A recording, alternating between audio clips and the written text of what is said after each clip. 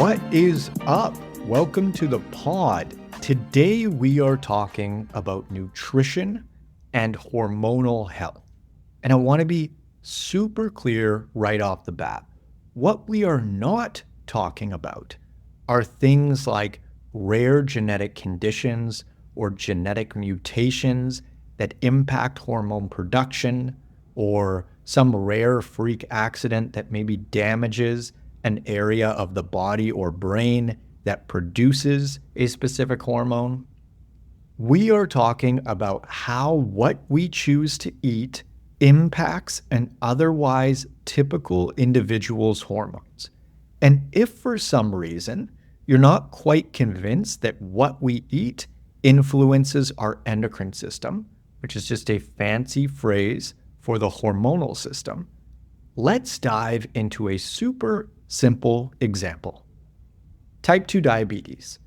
This is a 100% lifestyle choice-based disease, meaning it is developed via our habits, primarily our eating habits. Folks that develop insulin resistance and type 2 diabetes via their food choices no longer respond to insulin, which is a hormone, in the same way as they used to. For example, if an insulin-sensitive person or a healthy individual eats some cinnamon toast crunch cereal, delicious, right? They have a rise in blood sugar, then they release insulin from their pancreas and their blood sugar returns to normal ranges. However, in an insulin-resistant or type 2 diabetic individual, when they eat cereal, they have a rise in blood sugar, but their body has become desensitized to the insulin hormone, and so their blood sugar remains elevated, which is no bueno. We mentioned that insulin resistance in type 2 diabetes is developed via our eating habits. And fortunately, it can also be reversed via proper nutrition.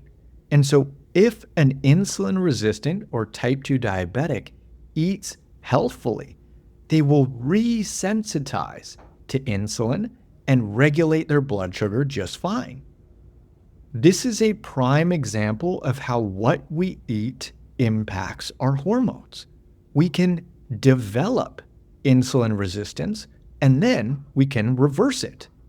The sad thing is that a lot of folks think that their hormones have a mind of their own, as if they're just going rogue. And fortunately, that's not true at all. Our nutrition, movement, and sleep behaviors are upstream of our hormones, not the other way around. And so you can think about it like this. Our hormones are like soldiers in an army, and we are the generals that tell them what to do. This is incredibly empowering because it means that in order to quote unquote balance our hormones like insulin, all we need to do is modify our choices. One more quick example. Our sex hormones, like testosterone and estrogen, are manufactured from the fat that we eat, particularly cholesterol, meaning a great way to essentially castrate someone is to eat an extremely low-fat diet, because then the body doesn't have the building blocks that it needs to make these crucial hormones. It's like having all the tradespeople ready and willing to build a house, but not having any concrete, wood, and materials. Okay, let's get more specific. We are going to cover macronutrients first and then get into calorie intakes. The three macronutrients that make up the calories that we eat are protein, carbohydrates, and fat. Protein and fat are essential, meaning we have to eat them via our diet. However, carbohydrates are non-essential, meaning we absolutely can eat them, but we don't need to eat them. So in order to eat for hormonal health, we need to cover our protein and fat bases first. And then we can look at carbohydrates because it only makes sense to check off the two essential boxes before we get to the non-essential box. Protein. A solid general recommendation or starting place is to eat 1 gram of protein per pound of body weight or 1 gram of protein per pound of your ideal or goal body weight. If you want to eat more, you totally can. Favor meat, poultry, fish, seafood, and eggs. If you tolerate dairy, it's another great option as well. Fat. The research is fairly limited in terms of minimum fat intakes to absorb fat-soluble vitamins and support sex hormones. However, from what we do know, the minimum intake seems to be between 40 and 60 grams per day, depending on the individual. For example, a really small person isn't going to require as much fat as a really large person. If we take the average, which is 50 grams per day, that is low. And personally, I think that it's better to err on the side of caution in regards to fat intake and eat more than that for a few reasons. 1, fat is essential and carbohydrates are not. And so a safer bet would be to eat a little bit more fat and fewer carbs as opposed to less fat and more carbs. Because it's like, you don't really need to fly that close to the sun. Having said that, fat is so easy to get in our modern food environment. For example, 4 whole eggs and 2 tablespoons of olive oil is 50 grams of fat. It's that easy to get. Now, most commonly, the folks that run into issues via not eating enough fat are folks like bodybuilders and physique competitors, because they typically eat a high protein, high carb, and low fat diet. I actually used to eat a high protein, high carb, and low fat diet. And the reason that I lowered my carb intake and increased my fat intake is just because it makes me feel better. You can lose fat and get just as lean on either approach, but most folks feel significantly better and are healthier via the higher protein, a little lower carb, and higher fat approach. What about fat sources? You are going to get a good amount of healthy fat from meat, fish, seafood, eggs, and dairy, again, if you tolerate it, depending on what types you choose. For example, if you eat nothing but incredibly lean red meat and poultry, lean white fish, seafood, egg whites, and no-fat dairy, you won't get a lot of fat. But that doesn't sound all that tasty, and it's just not necessary. And so if you're choosing regular-ish cuts of red meat, things like chicken thighs, mixing in some salmon here and there, eating whole eggs as well as dairy that has some fat in it, you're almost certainly going to be meeting your body's dietary fat quotas and then some. Other sources of fat can be things like butter, ghee, tallow, avocado and avocado oil, coconut oil and coconut milk, olive oil, nuts and seeds if you tolerate them and do okay with reasonable amounts of oxalate in your diet. And then on the other end of the spectrum, the fats that we want to avoid are things like vegetable oils and vegetable oil containing food products, which are essentially highly processed foods. What about carbs? Like we said, they are not essential, but most folks don't want to follow a zero carb or ketogenic diet. And so you can simply fill in the remainder of your caloric needs after you've sorted out your protein and fat from carbs. Boom, simple as that. What about carb sources? Fruit, vegetables, things like rice, potatoes, oats, squash, sourdough, or sprouted grain bread if you do well with it. I love me some sourdough. Beans and lentils are on the table if you digest them well and they're prepared properly. Just about anything that is a single ingredient whole food. And that goes for protein and fat as well.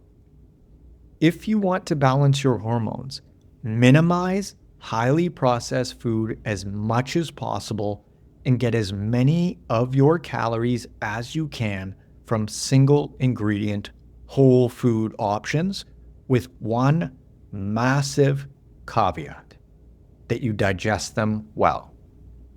Just because something is a single ingredient whole food and deemed quote unquote healthy doesn't mean that it's necessarily healthy for you. If it sends your stomach tossing and turning, or it flares up your skin, or it leads to achy joints, it is not working. For example, if you eat eggs and you feel nauseous and they throw off your digestion, don't eat eggs. If you eat cheese and your skin breaks out, skip the cheese, as tragic as that is. If you eat broccoli and you get bloated and gassy, push the broccoli to the side next time. Honor your body and your digestion instead of trying to force a square peg into a round hole. What about calories? If you are underweight, you need to eat in a caloric surplus to balance your hormones, meaning eat more than you burn. If you are overweight, you need to eat in a caloric deficit to balance your hormones, meaning eat fewer calories than you are burning. And if you're in a good spot body composition-wise, you can eat at calorie maintenance. Our bodies don't want to be underweight or too lean. They also don't want to be overweight or too fat. And so if you want to balance your hormones, you need to balance your body composition. This circles back to the fact that our lifestyle choices impact our hormones and not the other way around. Because I've heard so many folks say that they think that they are overweight because their hormones are out of balance. And it's actually the exact opposite. Their hormones are out of balance because they're carrying around too much body fat and eating improperly. Now, there is a caveat worth mentioning here.